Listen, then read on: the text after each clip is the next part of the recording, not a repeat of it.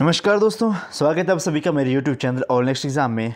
तो दोस्तों अब हम कर रहे हैं HB टेट के लिए केमिस्ट्री का पोर्शन। तो आज की वीडियो हम करेंगे काफ़ी सिंपल सी है हमारा आज का जो भी टॉपिक रहेंगे, क्योंकि आज का हमारा टॉपिक है केमिकल रिएक्शन, रासायनिक या फिर रासायनिक अभिक्रियाएं किस तरह से होंगी, क्या होती है, किस तरह से चेंजेस आते हैं उनमें, कितने टाइप की होती है, वो सारा हम आज की वीडियो में हम देखेंगे। ओके, काफ़ी अच्छा टॉपिक है। वैसे तो 8th क्लास में पढ़ाया जाता है ये वाला टॉपिक, 8th क्लास में और 10th क्लास में, पर लेकिन यहाँ पे भी आपको कई बार HB टेट में पूछ ली जाता है कि बताइए ये कौन सी रिएक्शन है, उसमें क्या हुआ, ये बस हो सारा कुछ हम आज की वीडियो में डिटेल में देखेंगे। तो देखेंगे केमिकल रिएक्शन होती क्या है। In chemical reaction substance interact with each other to produce substance with different chemical property then themselves. अब इसमें होगा क्या कि दो सब्सटेंस होंगे आपके जो आपस में रिएक्ट करेंगे और एक तीसरा कोई नया कंपाउंड बना लेंगे और उसकी केमिकल कंपोजिशन जो है वो जो हमारे रिएक्टेंट रहते हैं उनसे क्या रहेगी, डिफरेंट रहेगी। सबसे पहले आपको ये देखिए, जैसे आपको कोई रिएक्शन है, जैसे A+B और ये बनता है C, तो ये A+B को हम कहते हैं रिएक्टेंट और जो C आएगा उसको हम कहते हैं प्रोडक्ट। जब रिएक्टेंट आपस में रिएक्ट करते हैं तो हमारा एंड में जो चीज़ बनती है उसको हम कहेंगे प्रोडक्ट। ये आपको पता होना चाहिए, ये बेसिक होता है। ओके, जिस तरफ को एरो जाता लगता है उस तरफ को हमारी रिएक्शन जो है वो क्या होती है, कंप्लीट होती है। फॉरवर्ड डायरेक्शन में होगी तो आगे हो जाएगी, अगर बैकवर्ड डायरेक्शन होगी तो उसका एरो जो है उल्टी तरफ को लगेगा। Okay, the substance participating in the reaction are called reactant, और जो सब्सटेंस जो बनेगा उसको हम कहेंगे product. In this new chemical bonds are formed और the bond formed by the reactant get broken. इसमें क्या होगा कि जो पहले के बॉन्ड होंगे बने हुए वो टूटेंगे और कुछ नए बॉन्ड जो हो बनते हैं। ओके, जैसे आपका हाइड्रोजन और ऑक्सीजन को हम मिला देंगे तो आपका बनता है आपका H2O यानी कि वाटर मॉलिक्यूल। नेक्स्ट देखेंगे अब केमिकल रिएक्शन की वजह से होता है क्या, आपको पता कैसे चलता है कि केमिकल रिएक्शन जो है वो आपके हो चुकी है। देखिए रस्टिंग ऑफ आयरन, आपने देखा होगा कि आयरन का कलर चेंज हो जाता है, वही वो होते हैं रस्टिंग ऑफ आयरन। आपका लकड़ी जलती है वो भी केमिकल रिएक्शन रहती है आपकी। ओके, जितने भी आप कई बार क्या देखते हो, कई बार कलर चेंज हो जाता है किसी चीज़ का, तो ये सारी केमिकल रिएक्शन के क्या है जिनके बेसिस पे हम देख पाते हैं कि केमिकल रिएक्शन हुई है या नहीं हुई है। एक तो स्टेट चेंज हो जाएगी। ओके, कोई अगर सॉलिड होगा तो वो लिक्विड में हो जाएगा या फिर भाप बन जाएगा, फिर जल जाएगा, कुछ इस तरह से होगा। उनके कलर में चेंज आ जाएगा, उनकी गंध में चेंज आएगा, वो जो खुशबू छोड़ रहे होंगे उसकी जगह दुर्गंध आना स्टार्ट हो जाएगी, कुछ भी हो सकता है इसमें। कईयों में क्या होगा, लाइट प्रोड्यूस होगी या फिर आपका लाइट प्रोड्यूस होगी या फिर ध्वनि प्रोड्यूस होगी, जैसे आपके पटाखे वगैरह होते हैं वो भी केमिकल रिएक्शन का जो है वो क्या रहता है, हिस्सा रहते हैं। फिर गैस इमिशन होगा, या तो उनसे गैस निकलेगी या तो उनसे हीट निकलेगी। ओके, ये सारे चेंजेस होंगे तो हम पता लगा लेते हैं कि केमिकल रिएक्शन जो हुई है। अब कितने तरह की होती है, देखिए कम्बिनेशन रिएक्शन, डिस्प्लेसमेंट रिएक्शन, फिर आती है आपकी displacement reaction, decomposition reaction, double displacement reaction, reversible और irreversible reaction, redox reaction, exothermic और एंडोथर्मिक रिएक्शन। तो ये सारी जो रिएक्शन रहेंगी इनके बारे में हम डिटेल में देखेंगे आज। Rearrangement reaction, okay, photochemical reaction, तो ये सारे इनके बारे में हम डिटेल में देखेंगे। ओके, तो मैं उनको आगे डिटेल में ही करवाता हूँ। यहाँ पे तो सिंपल से याद रखिए कि कम्बिनेशन, जैसे कि नाम से ही पता चलता है, हम स्टार्ट करते हैं कम्बिनेशन से। कम्बिनेशन रिएक्शन यानी कि इसमें दो रिएक्टेंट आपस में मिलेंगे और जो तीसरा कोई नया प्रोडक्ट बनाएंगे उसको हम कहेंगे क्या, वो प्रोडक्ट बनेगा तो वो उन दोनों के कम्बिनेशन से बना होगा, इसको हम कहते हैं क्या, कम्बिनेशन रिएक्शन। ओके, दो आपस में रिएक्टेंट कंबाइन होंगे और तीसरा कोई नया प्रोडक्ट बनाएंगे, सिंगल प्रोडक्ट बनाएंगे, ये हो गया कम्बिनेशन रिएक्शन।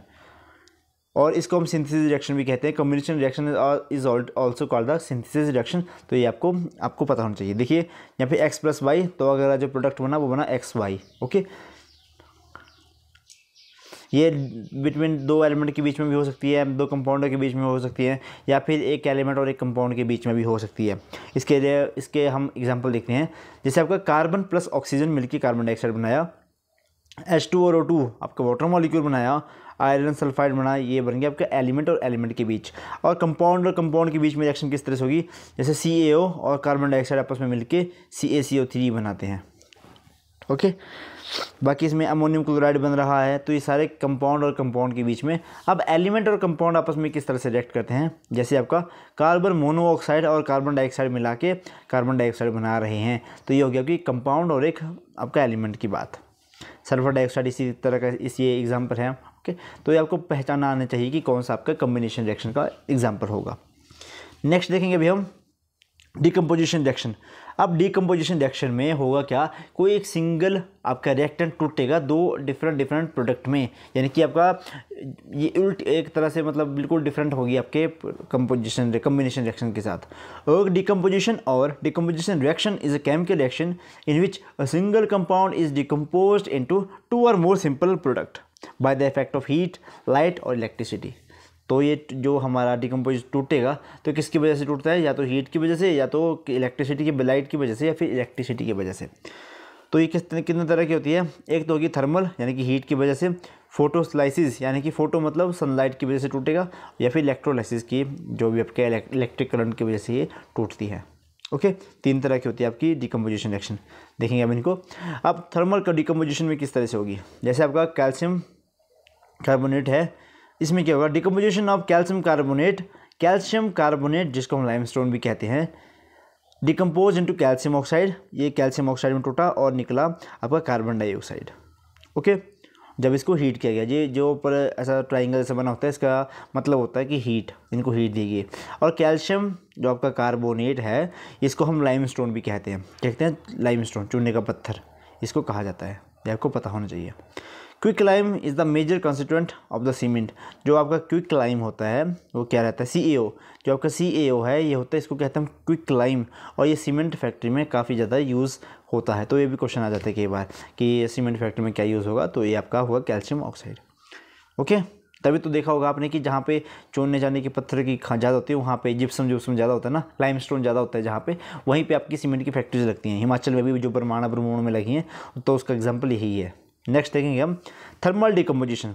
अब कुछ थर्मल मतलब थर्म से मतलब आपको क्या समझ आता है, यानी कि हीट की वजह से टूट रही हैं सारी ना, थर्मल डिकम्पोजिशन, इनके नाम से स्पष्ट हो जाता है। ओके, इसी तरह एक और एग्जांपल दिया हुआ है उन्होंने, डिकम्पोजिशन ऑफ पोटेशियम क्लोरेट,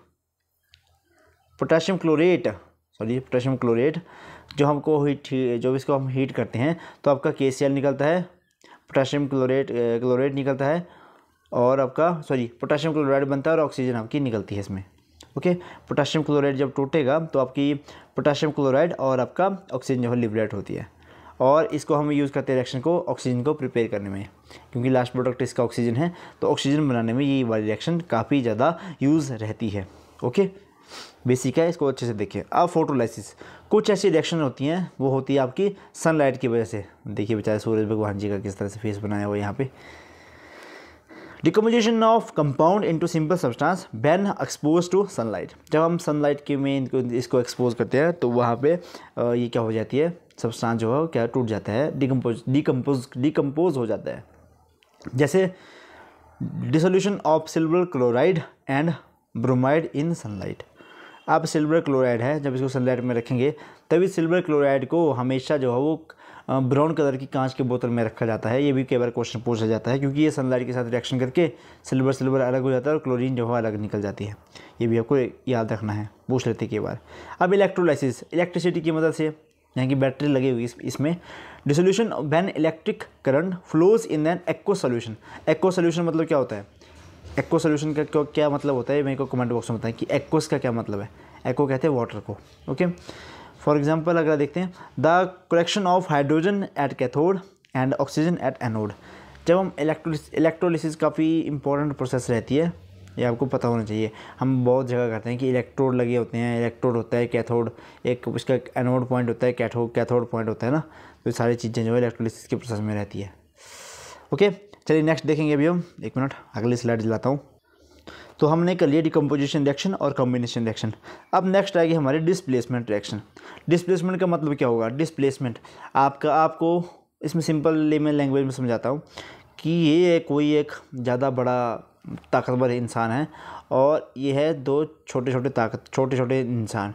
तो ये ताकतवर इंसान क्या करेगा, इसको यहाँ से धक्का दे देगा और इसकी जगह ले लेगा, यानी कि ये यहाँ पे फिट हो जाएगा और ये छोटा सा बेचारा सा साइड में निकल जाएगा, यानी कि इसने इसको क्या कर दिया, डिस्प्लेस कर दिया। तो इसमें हम करेंगे कि जब ज़्यादा रिएक्टिव एलिमेंट किसी कम रिएक्टिव एलिमेंट को वहाँ से, क्योंकि ज़्यादा रिएक्टिव है तो वो उसकी एफिनिटी ज़्यादा है अगले रिएक्शन करने की, तो उसको धक्का दे देगा, बाहर निकाल देगा जिस कंपाउंड के साथ वो जुड़ा होगा और ख़ुद उसकी जगह ले लेगा। इसको हम कहते हैं डिस्प्लेसमेंट रिएक्शन।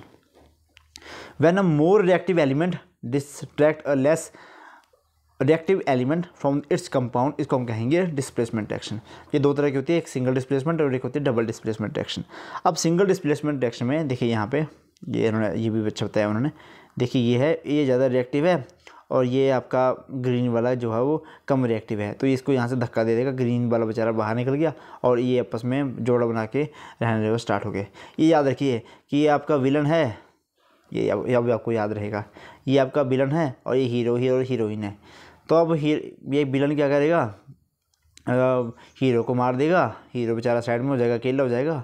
उसके बाद ये हीरोइन को भगा के ले जाएगा अपने साथ, ठीक है। उसके बाद फिल्म स्टार्ट हो जाती है, क्योंकि उसके बाद अगले रिएक्शन जो स्टार्ट हो जाएंगे। उसके बाद डिस्प्लेसमेंट ऑफ वन एलिमेंट और ion, for example on adding copper nail in an aqueous solution the copper sulphate solution. अच्छा, अब इसमें क्या करेंगे, ये आपकी आयरन की नेल है, यानी कि जो आप मेख, कील किसको कहते हैं, कील कहते हैं हम अपनी लैंग्वेज, इसको मेख कहते हैं, मेख।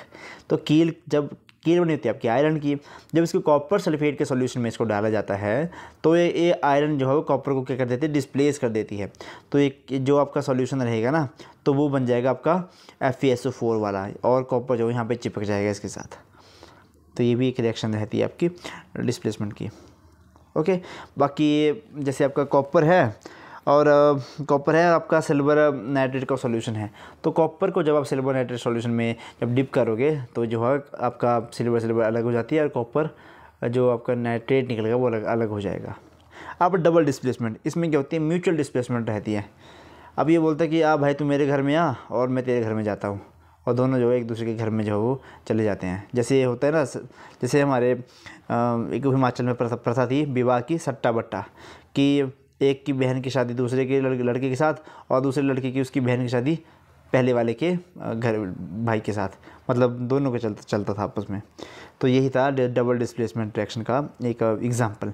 अब इसका रिएक्शन देख लेते हैं। जैसे आपका सिल्वर नाइट्रेट है, जब इसको हम HCl के सॉल्यूशन में डालेंगे तो ये HNO3 लिबरेट होगा और आपका सिल्वर क्लोराइड जो है यहाँ पे निकलेगा। ओके, हो गया, डिस्प्लेसमेंट रिएक्शन भी होगी। अब भाई रीअरेंजमेंट रिएक्शन, अब इसमें होगा क्या, इसमें ना कोई कहीं जाएगा ना कोई कहीं क्या बोलते कहीं से आएगा। इसमें होगा क्या, जो आपका अपने आप को अरेंज कर लेगा, जो भी आपका यौगिक होगा, कंपाउंड होगा, वो अपने आप को डिफरेंट तरीके से क्या करेगा, अरेंज कर लेगा। जैसे अमोनियम साइनेट है तो ये आपका यूरिया बना देता है बाद में। यूरिया का फार्मूला कई बार पूछ लेते हैं तो आपको पता होना चाहिए। तो इसको आप ये लिख सकते हो CO, इस तरफ NH2 और इस तरफ भी NH2, ठीक है, इस तरह से। या फिर इसको CO NH2 ट्वाइस भी करके लिख सकते हो आप। यूरिया का फार्मूला कई बार पूछ लेते हैं ये वाला भी। नेक्स्ट टाइप का फोटोकेमिकल रिएक्शन। अब इसमें होगा क्या, ये फोटोसिंथेसिस के रिएक्शन वगैरह आपको पता होना चाहिए। इसमें जब आपका कार्बन डाइऑक्साइड, देखो ये है एटमॉस्फेयर में कार्बन डाइऑक्साइड और पौधों की यहाँ से है पानी, तो पत्तों में है क्लोरोफिल, तो क्लोरोफिल में हुई उसमें क्लोरोप्लास्ट जाके बाद में, तो क्लोरोप्लास्ट में हुई रिएक्शन जाके कार्बन डाइऑक्साइड प्लस वाटर मिलके क्या बनाया इन्होंने बनाया आपका ग्लूकोज C6H12O6, C6H12O6 और साथ में ऑक्सीजन जो है लिबरेट की इन्होंने बाद में। तो ये है आपका फोटोसिंथेसिस की रिएक्शन और इसको हम फोटोकेमिकल रिएक्शन भी इसको कहते हैं। नेक्स्ट है आपका रिवर्सिबल और इरिवर्सिबल रिएक्शन। अब मैंने आपको स्टार्टिंग में ही बताया था कि जो आपका एरो है वो डिसाइड करेगा कि आपकी रिएक्शन जो है फॉरवर्ड डायरेक्शन में जाएगी या फिर बैकवर्ड डायरेक्शन में जाएगी। मतलब एरो से हम ये रिप्रेजेंट करते हैं कि बार एरो जो इस तरह से लगा होता है, इस तरह से, तो उसका मतलब क्या होता है कि जो आपका रिएक्टेंट है वो प्रोडक्ट में भी बदल सकता है और प्रोडक्ट भी आपका दोबारा से रिएक्टेंट में बदल सकता है। तो इसको कहेंगे रिवर्सिबल और इरिवर्सिबल रिएक्शन। रिवर्सिबल किसमें, जिसमें ये दोनों एरो एक तरफ होंगे, और इरिवर्सिबल जो सिर्फ फॉरवर्ड डायरेक्शन में ही चलेगी, यानी कि एक ही डायरेक्शन में चलेगी, तो वो होगी आपकी इरिवर्सिबल रिएक्शन। ओके, जैसे आपका नाइट्रोजन और हाइड्रोजन आपका अमोनिया बना देता है और अमोनिया बाद में दोबारा से नाइट्रोजन और हाइड्रोजन बना देगा, तो ये होगी आपकी रिवर्सिबल रिएक्शन का एग्जांपल। नेक्स्ट है आपका एंडोथर्मिक और एक्सोथर्मिक रिएक्शन। ये बहुत इंपॉर्टेंट है, एंडो और एक्सो। एंडो का मतलब अंदर, यानी कि जब किसी रिएक्शन को करवाने के लिए हमें हीट जो बाहर से देनी पड़ती है उसको कहेंगे एंडोथर्मिक रिएक्शन। ओके, और जब किसी रिएक्शन के होने के बाद हीट जो बाहर निकलती है तो उसको कहेंगे एक्सो। एक्सो मतलब बाहर, एंडो मतलब अंदर। अंदर मतलब जब किसी को हम हीट जो है बाहर से देनी पड़ रही है उसको कहेंगे एंडोथर्मिक रिएक्शन। और जब रिएक्शन जो हीट जो है वो बाद में लिबरेट होती है उसको कहेंगे एक्सोथर्मिक रिएक्शन। देखिए हीट इज़ रिलीज तो हमें हीट प्रोड्यूस होती है, और एंडोथर्मिक क्योंकि आइस जो है वो हीट अब्जॉर्ब करती है तो ये बाद में पिघल जाती है। ऑक्सीडेशन रिएक्शन ये बहुत इंपॉर्टेंट है यार। ऑक्सीडेशन रिएक्शन क्या होती है? अब ऑक्सीडेशन में रिएक्शन देखिए, आपकी चीज़ कुछ भी चीज़ आपकी ख़राब होती है तो वो मेनली चीज़ होती है उसकी ऑक्सीडेशन, क्योंकि उसमें ऑक्सीडेशन हो जाती है तो ऑक्सीडेशन की वजह से तो वो चीज़ है वो सड़ जाती है। आपके घर में बहुत सारी चीज़ें जो सड़ रही होती हैं तो उनकी ऑक्सीडेशन हो जाती है। आपके कुरकुरे के पैक चिप्स जो हैं वो अगर ज़्यादा देर तक पैकेट खुला हो तो वो क्रंची नहीं रहते, तो क्योंकि उनमें ऑक्सीडेशन वगैरह हो गई होती है। तो ऑक्सीडेशन रिएक्शन कौन सी रिएक्शन होती है? दो चीज़ याद रखनी इसमें। ऑक्सीडेशन रिएक्शन में आपका एक तो आपका ऑक्सीजन नंबर जो है वो इंक्रीज़ होगा, सेकंड वन आपका नंबर ऑफ इलेक्ट्रॉन जो है वो कम हो जाएंगे, ठीक है, और आपका हाइड्रोजन भी इसमें गेन होगा, यानी कि आपका हाइड्रोजन इसमें लॉस होगा, यानी कि आपका gain of oxygen, loss of hydrogen and also loss of electron, ये होती है आपकी ऑक्सीडेशन रिएक्शन। ओके, कोई भी चीज़ आपकी ख़राब हो रही है तो वो सारे ऑक्सीडेशन के प्रोसेस के थ्रू ही चीज़ें ख़राब होती हैं आपकी। जैसे कि एग्जांपल देख लेते हैं। In case of rusting of iron, iron react with oxygen present in air और मॉइस्चर एंड डेवलप रस्ट, यानी और रस्ट का केमिकल फॉर्मूला क्या होता है आपका? हाइड्रेट आयन 3 ऑक्साइड, 3 इसकी ऑक्सीडेशन स्टेट रहती है। ओके, तो जब आयरन ऑक्सीजन के साथ रिएक्ट करेगा, क्योंकि ऑक्सीजन आपके एटमॉस्फेयर में बहुत ज़्यादा है, मॉइस्चर है तो वाटर मॉलिक्यूल भी वहाँ पे इसको इजीली मिल जाता है, तो ये आपका रस्ट का फॉर्मूला, और ये क्वेश्चन आपको पूछ लेते हैं। Fe2O3 और H2O ये आपका रस्ट का फॉर्मूला है, तो ये आपको पूछ लेते हैं बहुत बार। रस्ट तो आपने बहुत बार देखी होगी। अब है आपके रिडक्शन। रिडक्शन क्या होती है? ये जस्ट अपोजिट ऑफ आपका ऑक्सीडेशन। उसमें हमने देखा था कि उसमें गेन ऑफ ऑक्सीजन हो रहा था और लॉस ऑफ हाइड्रोजन और लॉस ऑफ इलेक्ट्रॉन हो रहा था। तो इसमें क्या होगा? डिक्रीज ऑफ ऑक्सीजन, यानी कि इसमें ऑक्सीजन लेवल जो है कम हो जाएगा, डिक्रीज ऑफ ऑक्सीजन, और इलेक्ट्रॉन लेवल का इंक्रीज़ बढ़ जाएगा, और इसमें हाइड्रोजन का इंक्रीज़ भी बढ़ जाता है, यानी कि गेन ऑफ हाइड्रोजन भी इसमें होता है। तो इसको हम कहते हैं रिडक्शन रिएक्शन, ठीक है। अब हम देखेंगे रिडॉक्स रिएक्शन के बारे में। देखिए redox reaction is also very important. जिस किसी चीज़ में आपकी ऑक्सीडेशन और रिडक्शन दोनों हो रही हों उसको हम कहते हैं रिडॉक्स रिएक्शन। जैसे ये आपका ए है, ये बी है, और ये ए स्टार और बी स्टार बन रहे हैं। अब इसमें हो क्या रहा है? पॉजिटिव साइन भी यहाँ पे ध्यान दें। पॉजिटिव साइन मतलब ये नेगेटिव साइन। पॉजिटिव साइन मतलब इसमें क्या हो गया? Loss of electron. इसमें लॉस ऑफ इलेक्ट्रॉन हुआ तो ये बन गया आपका कैटाइन बन गया, यानी कि पॉजिटिव साइन, तो इसमें हुई ऑक्सीडेशन। फिर यहाँ पे बी था तो इसके पास एक नेगेटिव आ गया, नेगेटिव मतलब गेन ऑफ, यानी कि एनाइन बन गया, तो इसमें होगी गेन ऑफ इलेक्ट्रॉन, तो ये होगी आपकी रिडक्शन रिएक्शन। तो ये भी आपको पता होना चाहिए। चलिए लास्ट है आपका आज का ये। अब हमें पता कैसे चलेगा कौन सी रिएक्शन जो है क्या हो रही है? सब्सटेंस विच गेट, और जो सब्सटेंस ऑक्सीडाइज होता है उसको हम कहते हैं रिड्यूसिंग एजेंट। जो चीज़, ये ध्यान देखिए, जो सब्सटेंस ऑक्सीडाइज हो रहा हो उसको हम कहते हैं रिड्यूसिंग एजेंट, और जो सब्सटेंस जो है रिड्यूस हो रहा है उसको हम कहते हैं ऑक्सीडाइजिंग एजेंट। अब CuO और H2, तो उसमें हो क्या रहा है? CaO, इसमें हो गया लॉस ऑफ क्या? लॉस ऑफ इसमें ऑक्सीजन, और इसमें क्या हो गया? गेन ऑफ ऑक्सीजन हो गया इसमें, ठीक है। तो इसमें होगा क्या? देखिए रिएक्शन को ध्यान से देखिए। CaO reduce to Cu, reduce हो गया ना, ये रिडक्शन हुई इसमें, यानी कि लॉस ऑफ इसमें ऑक्सीजन, लॉस ऑफ ऑक्सीजन हुआ तो ये हो गया रिड्यूस। और H2 गेट ऑक्सीडाइज्ड। अब H2 को ऑक्सीजन जो है ज़्यादा मिलेगी, इसको ऑक्सीजन मिलेगी तो ये हो गया oxidised. CuO is oxidising agent, क्योंकि ये क्या हो रहा है? इसमें रिड्यूस हो रहा है ये, और H2 is a reducing agent, क्योंकि इसमें क्या हो रही है आपकी ऑक्सीजन जो है इसको मिल रही है। सेम केस इसमें भी होगा। H2S जो है इसमें ऑक्सीडाइज हो रहा है, और आपका Cl2 इसमें रिड्यूस हो रहा है, तो इसमें Cl2 आपका ऑक्सीडाइजिंग एजेंट हो गया और H2S इसमें रिड्यूसिंग एजेंट हो गया। ओके, तो ये थी आज के लिए आपके लिए लेखा जोखा आज का।